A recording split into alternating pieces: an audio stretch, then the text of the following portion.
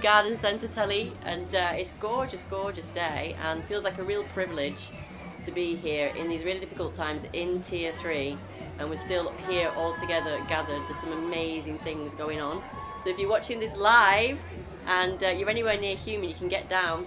So, hi, Cosmic Gnome, he's outside, he's got me a drink of lemonade, thank you, lovely. Yeah, that's great. And I've got a special guest, I've got a few special guests joining live today, which I'm really looking forward to. I have here in the shed, we're in the grey shed today at the Garden Centre, I have with me Sally, and I so remember your last name. McFerrin. Sally McFerrin, beautiful. Thank you for agreeing to join me here in the shed today. Thank you for allowing me to be in your lovely presence. In an incredible event today in the New Garden Centre.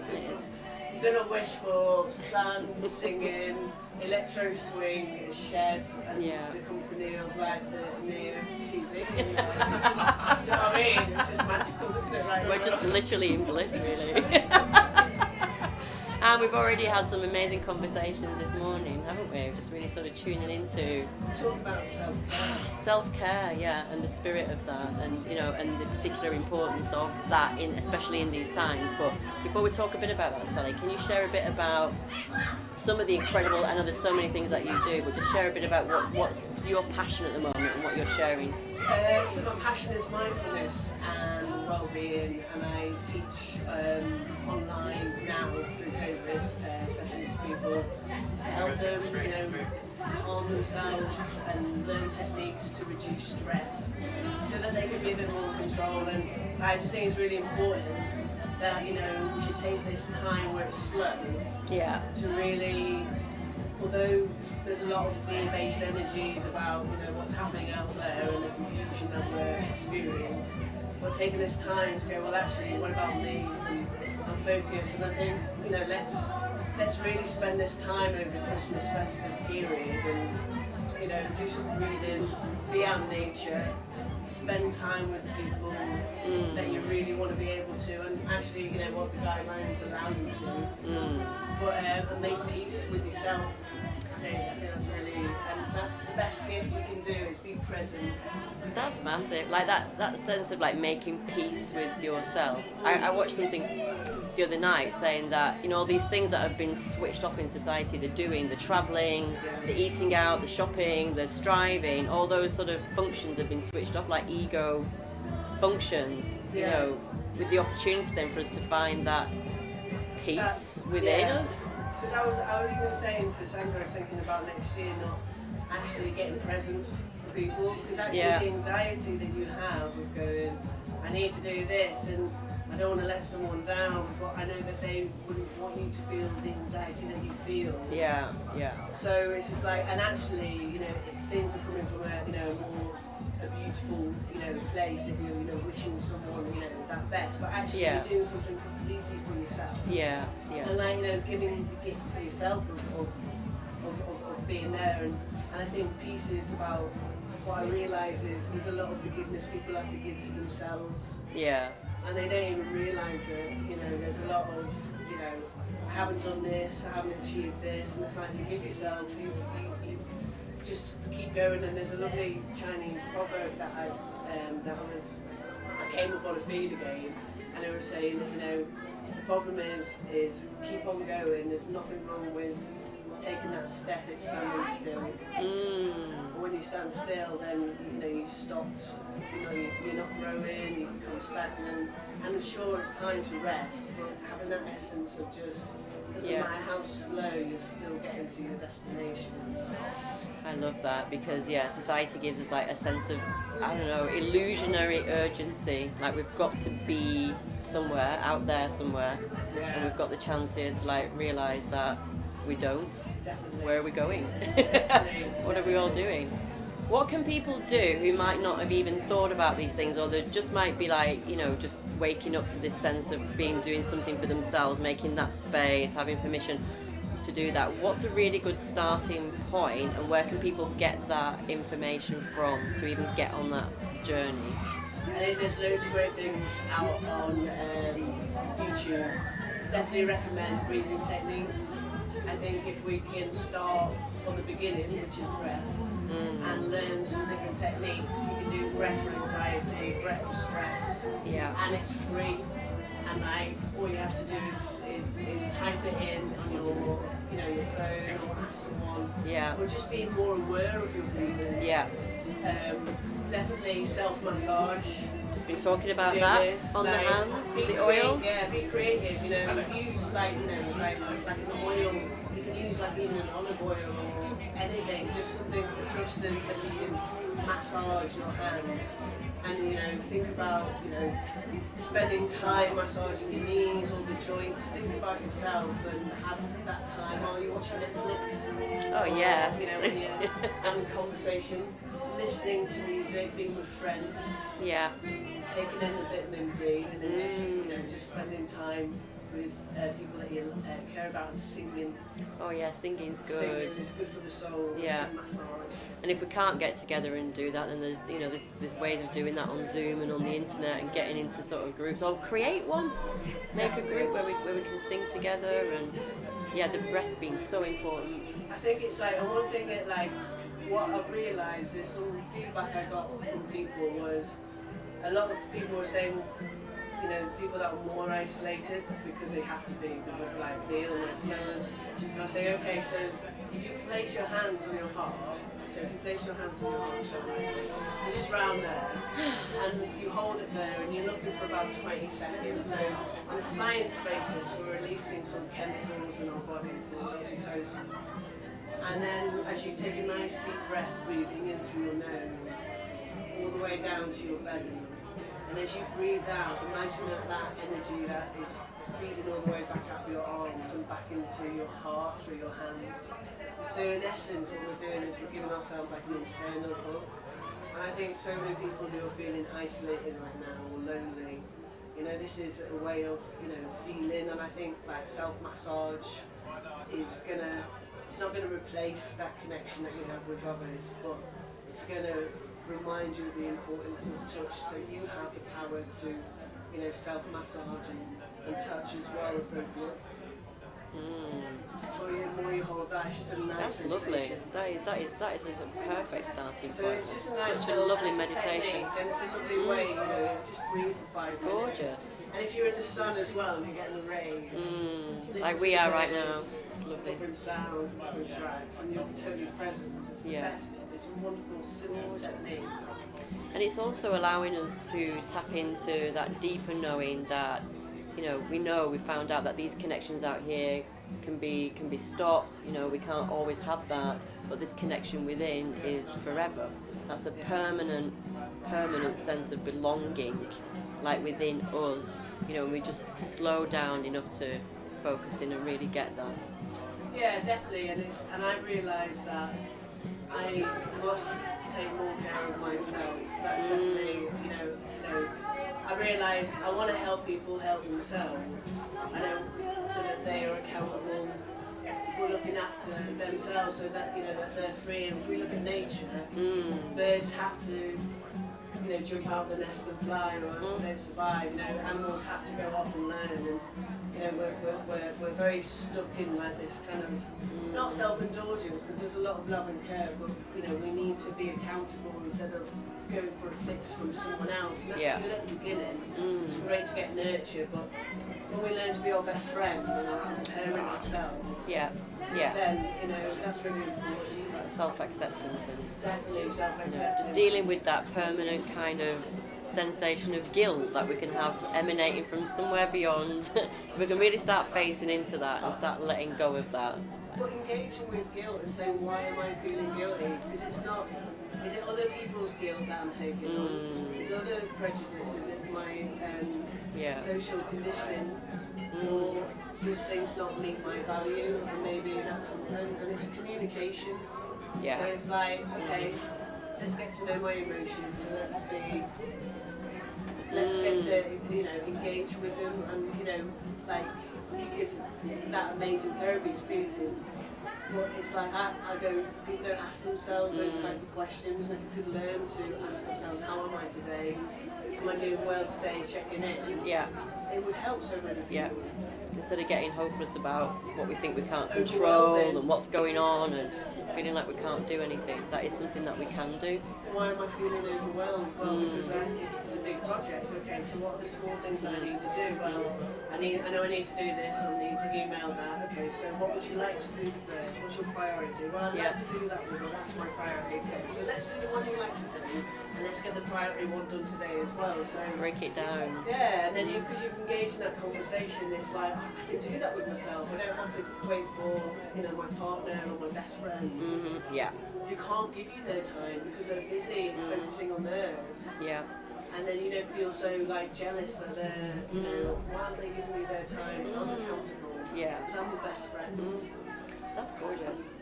Without having to share too much, was there something that happened to you that put you on this path, that made you realise that you needed to focus on yourself and look after yourself? Definitely. There's lots. What got me on the journey, I've always been on the journey. I think I've always been quite a loner as a child. We moved around a lot, so I learned to become my best friend. So I had that gift with feeling connected to higher source, divine love, I guess, for me, or my best friend, higher self. But on a physical note, I ended up getting endometriosis, but I realised I was bullied a lot, and I think what I realised is women seem to hold a lot of their energy in the digestive system and the womb system, which is the power point. And when they're feeling sad, that's where things seem to IBS, endometriosis. So I was told I had to take pills and have either hysterectomy or it was really bad. Left lining was attached to the womb. So I learned different things like Reiki, EFT, yoga, mind over matter, self-care. And I would say, someone who was crippled going to hospital, 15 years later, there's no cure apparently, but I don't feel what I felt. And when people say I know exactly that pain, but I don't have that, but it's taken me a journey to go on now. Through that journey I learned something, and then other traumas happen to you, so you learn different things. And I think mindfulness and well-being, it doesn't sort the awful things that can happen to you, but it allows you to find the space in a calmer way. It gives you tools to help you along that way. Because we have the answers. We are our YouTube and Google in our heads. Yeah. We just have to ask ourselves and spend a bit of quiet time communicating. Yeah. And definitely through. It's funny because the bullying was the hardest thing, and that's what I realised what a lot of my triggers are and why I haven't got to the places that I wanted to because of self-doubt in the dialogue. Yeah. So learning new scripts, learning to be aware without judgment. Yeah. Learning to be kinder and compassionate and encouraging and understanding, and creating a new emotional management team inside. I love that. I like that. And, but, that kind of was inspired by your talk as well, like internal family systems as well, because it resonated with similar teachings with what I was doing as well. Wow. Yeah. So everything is an outer reflection. You work with a team that has a great management team and great workers, and then you kind of actually internally that's happening as well. So I just kind of think it's worth getting your emotional management in place, and it's so everyone can do it. Everyone can do it. It just takes a bit of time and practice. Yeah, I think it's sort of if we can step out of that mindset from if something does happen to us, we do get sick or ill or have a disease, that we can come out of that. Why is this happening to me? And a kind of feeling sorry for ourselves, but really get very curious about why it's happening. What is there in me that can maybe improve and help me to deal with this better, and like you say, upgrade. I always think of these teams being upgraded in our minds so that we can function and operate better. Yeah, and then your awareness will go, actually, I'm too tired because last time taught me, because I got to know why I was ill, maybe because I worked too hard, I didn't listen to my body. Last time, and now suddenly I'm aware now that I need to spend more time to myself. Yeah. But I had to learn from a failure. I learned the greatest lesson, and everyone's talking about failure at the moment. I'm thinking it's brilliant. It's the first,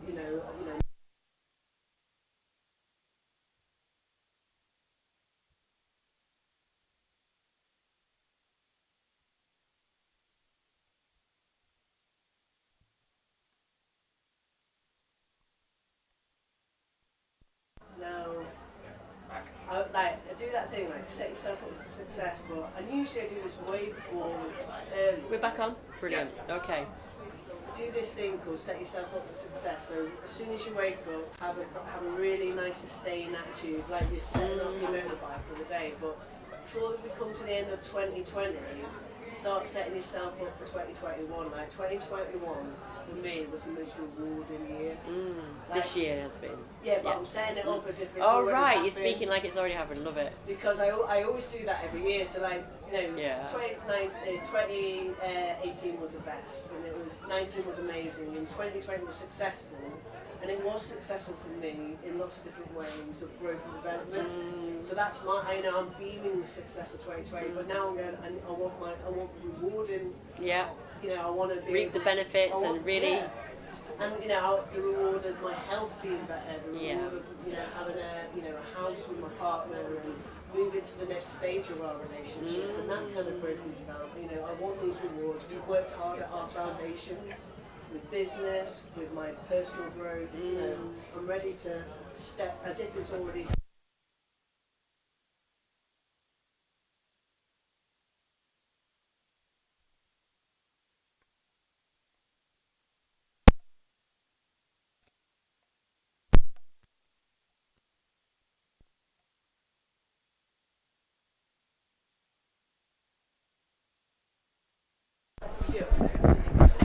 One, two, one, two, one, two.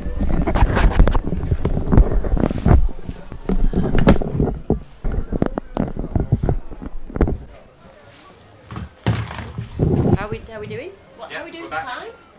Are we back on? Yeah, we've still got another like 23 minutes. Fantastic. We are we've got Dave Ruff outside, and we've got Sam here. We've got a couple of more guests that are going to join us. Hi, darling. Come on in. Yeah, just step in. And I'll introduce you in a second if you want to step on in there. It's brilliant. Oh, I just love how this is just unfolding and coming together, just very organic. Do you know It's the best way. It is because like the path of allowance. Yeah. That's another way. It's like having that script of allowance. Yeah. Is this going to be easy or is this going to be hard? And which do you want to choose? Yeah. Like, it doesn't have to be hard. There's always a different solution to a problem. So it's always kind of definitely easy to do. So thank you so much. Thank you. Thank Such you. a wonderful star. So how you got the star? You know, we were doing this in Nine Moss yesterday. We were setting up for the homeless. For the feeding for Boxing Day. Yeah. So getting it all the place, and Gorgeous. I was doing it up so they've got this. It's just that is so feeds lovely. into it. So it's going to be a That's magical day. Thank you for being such a magical You're a guest. magical person. You're a magical person. Stop it. You're a magical. Happy Christmas. Happy Christmas. Thank you. Happy Christmas. And thank you so much, Sam. That was wonderful. What a lovely direction that went into then. I really enjoyed that. And I have my next guest here who's just arrived in the grey shed at the Garden Centre. You want to come and join me, darling? We'll just disinfect the seats. Okay. Zap it with positive energy. I do need to Positive, use. no, just arrived. You alright, my darling? I do need to use. Doing it live now, honey, yeah. Alright, so Okay. you didn't talk now. So, Let me come and join it. And here's Janie Riley from the Nine. Everybody's here arriving. It's like brilliant. Okay. Hi. Taking our festive photos around. So I'm really good. How are you? I've been in the river this morning. You've been in the river this morning. So this is what we're here to talk about. This wonderful guy, Sam. What's your surname again? Murray. Murray. Sam Yes. Murray, of course. Sam Murray. We've chatted on the phone this week. This guy is doing incredible things and bringing together breath and cold water things and developing that as a really sort of powerful way to help people to heal in all kinds of ways. So and that's where you've been this morning. Yes. Tell us a bit about. Let's start with this morning and what you did this morning. Okay, so this morning was the first morning that me and Miranda worked together. We've done Miranda Bailey. Miranda Bailey. Hi Miranda. She's amazing.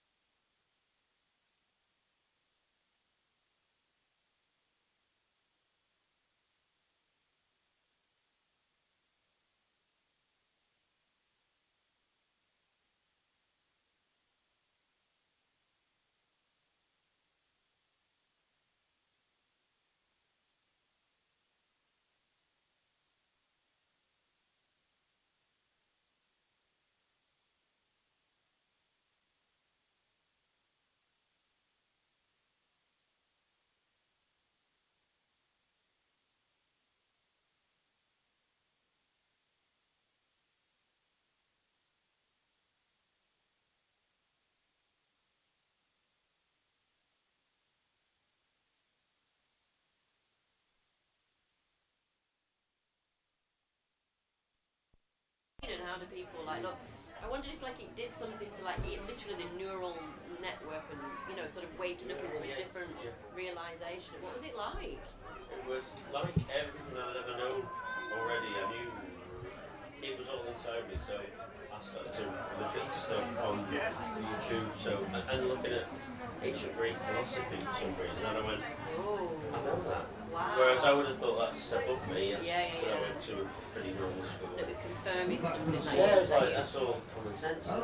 And then Sadhguru, someone introduced me to him, and I listened to him, and I thought, that's all, isn't that common sense? All this stuff became, because in turn, it's all here, isn't it, already? It's awakening, it's everyone's just got to tap into it, and then you just go, Taoism, it's all one thing, it's about living in the moment. All of it is about, when you boil it down, it's about living in the moment. And to me, if we boil it right down. So I wonder if like the experience of trauma that we sort of have to go, I think everybody has it to some extent, don't they? But to lesser or greater degrees, is to help us.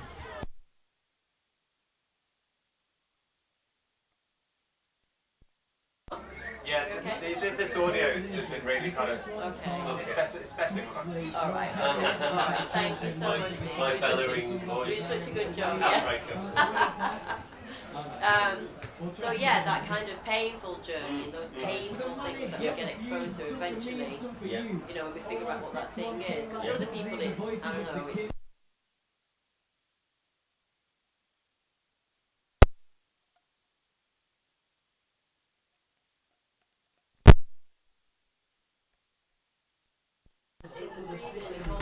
I kind of like, I kind of go like this a little bit, the idea of doing it, but I hear like it's absolutely amazing. Yeah, the science, some of the people I work with, or military guys, or all sort of, it's a bit wacky, it's spiritual or anything, it's not quite not on the normal, they're a bit scared of, as I was last year.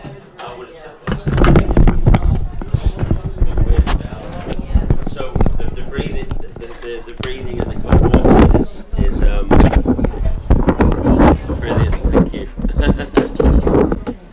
So the breathing is scientifically proven. Although we've been doing it for thousands of years, Buddhists have done it for thousands of years to get them into that state. But it's scientifically proven now. So with the cold water, it releases all those neurotransmitters that you need, the endorphins, the dopamine, all that stuff, all the stuff getting high on your own supply is what I do now, rather than. I like that. It's cheaper. Yeah, and it's good for you, and it's immune system, builds your immune system up because it's good. It affects all the different things within your body. pH levels go up, so it's the breathing and the cold water combined are just game changers for everything we do. Wow. So sounds like it's highly recommended. Yeah. We were just talking before about what sort of things can people do just to start taking these steps towards self-care. Find your local river.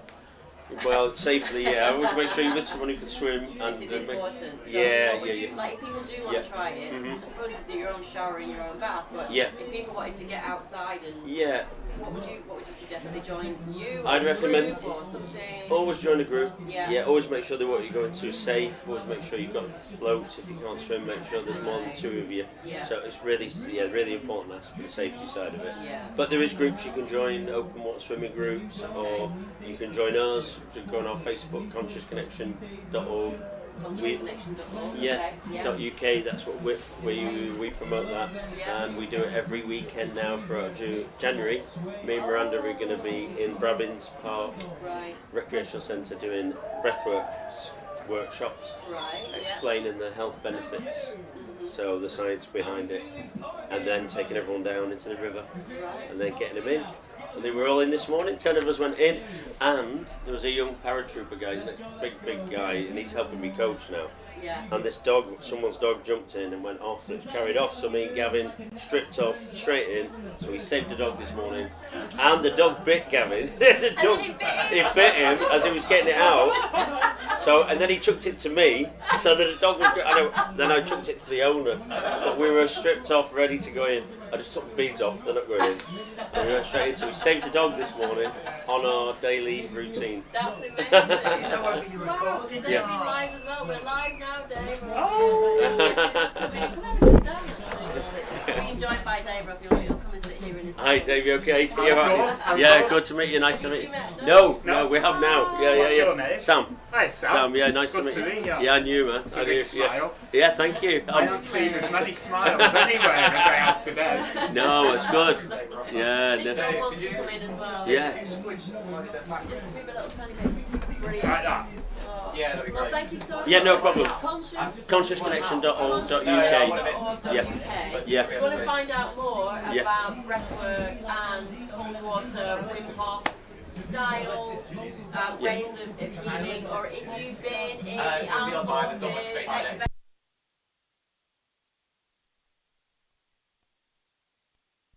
Yeah. or whatever, here's a guy to get in touch with. Come and see us. Come and see you. Thank you very much for having me on. Okay, see you later. Alright. See you, man. See you again. See you later. I'll definitely see you again after you saying that. See you later. See you. Thanks a lot. Cheers. Thank you. Try to get in the Christmas spirit. That was great. And, being joined now by my next guest. This is brilliant, and I just love the way it's happening. What, random? Behind here, just melting tunes. I've seen quite a lot of people as I've been walking around, just having a good weekend. Yeah, got to give them good vibes. When you're hearing tracks that you've not heard for such a long time, but they just bring back so many amazing memories. Yeah. So Dave's here. Dave has a long history in the music industry and is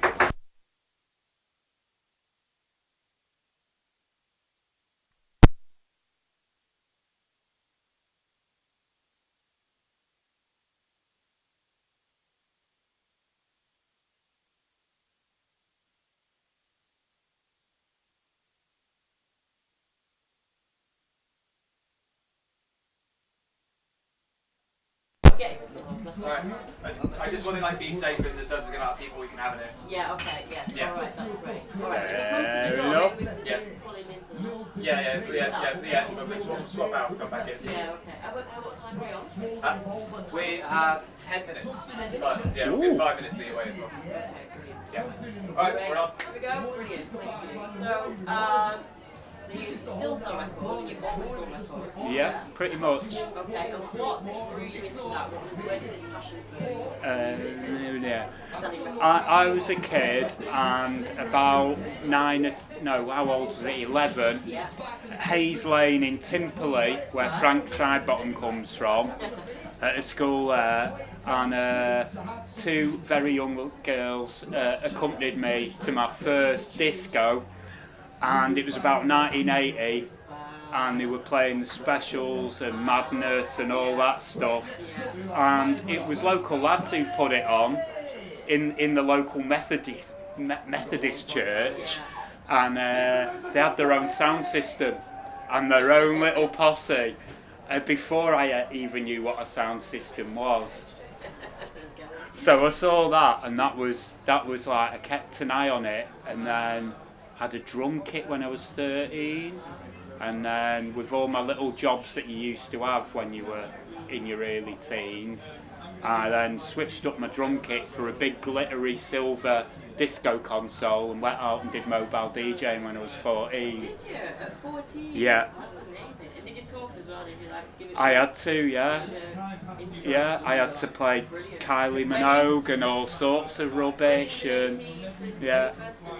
But then I got to slip in whatever I wanted, and a bit of Public Enemy or a bit of Run DMC. So from that I got really into hip hop and writing songs and writing lyrics, and left college, worked for IBM for a couple of years, decided I didn't want to work for one of the dirty Babylon. So I was like, no, I don't want to do that. So I set up a little record shop around 93, 94 in the Corn Exchange, which is now the Triangle. And then did 2 years there, then had a dream that the roof UK was going to come in because it was a glass roof. And the following year, of course, the bomb went off. So, but by that time, I'd moved the shop over to Ducey House, and there was a club underneath Court Homes, so I had the record shop above it, next to a DJ thing. So I did that for about a year, but I didn't get on too well with the landlord situation, which has been a recurrent theme in Manchester property thing. So I'd already put out a cheeky record that was a little bit naughty, but helped raise some funds. And then I set up my own record label, which was called The Rough Label. And then as it went on, I got sort of absorbed from my hip-hop background into the big beat and the breakbeat scene. So then I changed it to Rough Beats, so it sounded a bit more in tune with what everyone was getting down to. And then I was married, I had a kid, and then around 2001 the towers went down, and I'd had a premonition about that 6 months before, which went on an album cover where I drew a Tower of Babel going from New York to the heavens. Yeah, that was it. And a mate of mine who's an amazing graffiti artist now, one of the best, called Temper, he did the cover, and that came out in July 2001. And then the towers went down, and I was like, oh dear, we're in a new century, we're in a new era. Is this how it's starting? Is this how it's going to go down? Lots and lots of deception and more war, you know. So my label, then when everything went to downloads, a lot of labels crashed them out and burnt because all their money had basically been taken, because the tech companies and Napster had come in and were like, no, we're giving it away free.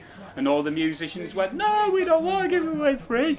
But that was the way the technology was going, as it is today with, you know, Zoom meetings and stuff.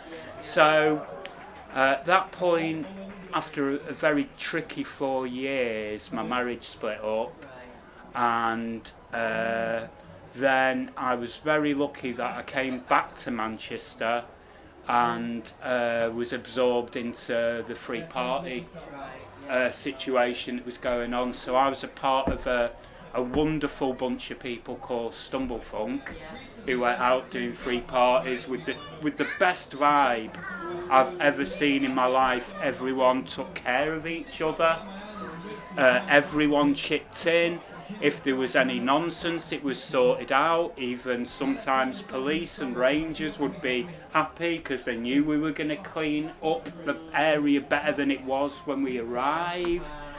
So I did that, and then I started a monthly club night called Drum Music, which was dubstep, hip-hop, reggae, jungle, drum and bass, hip-hop, breakbeat, and with a 10-piece live drumming band called Tenante, who now do classes as drum roots and stuff, and they do regular community things. So we did drum music for about 13 years. We never took money from it. All the money went to get other people in and to keep it running. And then around 2010 I ran out of money, so I had to go and do support work for a couple of years. Did a lot of healing on myself to sort out a lot of my previous issues and things, and slowly started selling records again. And after a while, no one had had me DJing after the whole thing of free parties, and I'd been quite outspoken politically and, you know, about the situation of the clubs and the venues shutting down constantly since about 2005, up to before this current mayhem that obviously now has pretty much been the death knell for now. But as ever with Manchester, things always rebirth, you know. So I'm still playing records. I still do poems and rhymes and join in with things when I want to, but I have stopped being a little bit like, do this now, because sometimes I don't want to, and I know where I'm at in myself and what I've got to give and that. So yeah, it's been I did a lot of political stuff as well, which I don't think I want to go into too much in the current situation. But with everything that's gone on this year, I'm very, very proud of like 2001 to about 2012, 13. The way you got behind that political awareness and all that stuff that was emerging around those times, and what we might call conspiracy stuff, but people looking at now going, what's going on? Yeah, I mean, I always call it alternative history, because history's always written by the people that win. So that the whole, to me, the word conspiracy was taken the wrong way back in the 70s, and it's become like a different word. I mean, originally it just means to breathe together. Conspiracy, we breathe, we respire together. Religion means to bind. To bind yourself to something, the dogma of that religion. If you take the actual meaning of words when you take them back to and then you can see how words change over decades, whatever. So I'm kind of careful how I describe stuff, because I'm not a radical person. I'm for peace, love and togetherness and healing and community and all these sides that to be chucked in a box where it's easy to be labelled. I can't do that, You're unique. Everyone's unique. And I think even wanting that for some people is radical. Even for like political parties wanting love and compassion to be the compass by which we all live by. They could do with radical. It's radical though. Yeah. It doesn't make money. Yeah. It sort of simplifies everything. So that in itself is a really sort of radical Definitely. message, isn't it? Definitely. And potentially the only way forward. Yeah. Yeah. I'm curious about your premonition skills. Mm-hmm. Did you picture anything about what was happening and what's happening this year, or anything about going into the future? What kind of vibe have you got about it? I'm just curious about what people are tuning into. My feeling was before it that the year 2020 was going to be massive, as a lot of people felt. I knew something was going to come around January, February. All the information that I had from the past, and we used to have very interesting people feeding in to us, from everything from a couple of MPs on the down low to people that had been in, GCHQ and these different things, who then left, would tell you things off the record. Even military people. For some reason, when I was doing support work, I helped a lot of soldiers that had been in the Iraq War and different things. So I think empathic people, you draw people to you that they can't wait to tell their stories. There's an ear here. Yeah. You hear it, so you're going to get Because drawn. we all keep so much in all the time, because we don't know, especially in this sort of the last year environment, it's very hard to talk from your heart when you're already guarding it because you're worried how other people will respond to that. So that breaks down that level balance, really. So empathy is very much, what is linked into recognition. But I didn't have anything specific to this other than 2020 I knew was going to be full on, and a lot of people who've been watching the world financial situation were very aware that the economy, if it's not already, was on the brink of collapse. And I think that really ties into the timing of this whole thing, and the World Economic Forum have a meeting every January, and there were already things that the World Health Organization and different people had put out in October where they'd already warned everybody that there is something coming. So there are lots of things that were there, but of course in this age of people getting absolutely bombarded, on their phones, on their laptops, on, the whole media barrage to this has been unprecedented from anything I've seen in my 50 years. And I think for a lot of the younger people coming through, that story needs to be told from people who are our ages and stuff, that this is actually, this nothing like, you know, we've had epidemics and pandemics before, but they've changed how it's measured now. So they're saying this is a pandemic, whereas before it wouldn't have even been on the chart. So, you know. Yeah, no, yeah, you're absolutely right, and I think, you know, creating space like this where people can come and share, and I'd love to talk to you more, and maybe we do this again. Yeah. In a different setting, and we can like really, you know, we're really interested in what people are going through and what, you know, what sort of they're feeding into about everything. It's so important. Yeah. The guy was saying before, we've got all this within us, it's just tapping into and just, you know, understanding from our own perspective what's happening. Yeah. So thank you for sharing that. A pleasure. And, there's a whole other arena to go into. Thank you for what you do, and thank you for the music that you bring, and thanks for DJing today. It's been really, really great. I love Hume Garden Centre. Hume Garden Centre is amazing. This is the second event we've been to here this year, and it's just lovely. The atmosphere here today is just really, really wonderful. It's great. It's really important. So I want to thank all the guests that have been here today. It's been really lovely, very, very organic, really enjoyed it. And Charmain Berry on the telly is coming back in the new year. Yeah. And we'll be announcing the dates as we're sort of having a bit of a revamp and a rethink, and hi! It's okay. We'll be letting you know we're going to get Dave, and everybody who's been on today, we'll get them back on so that we can explore and talk some more stuff. So yeah, that's us for today. I just want to wish everybody a massive, massive Merry Christmas, an amazing New Year. Let's just bring lots of really positive intention into 2021, that we really can start reaping these rewards, and you know, just see all these magnificent changes that are going to happen, and just stay calm no matter what. That's a sentence I've had a lot. No matter what, just keeping calm, just keep breathing, and we'll see you all next year. Much love. Bye. Bye.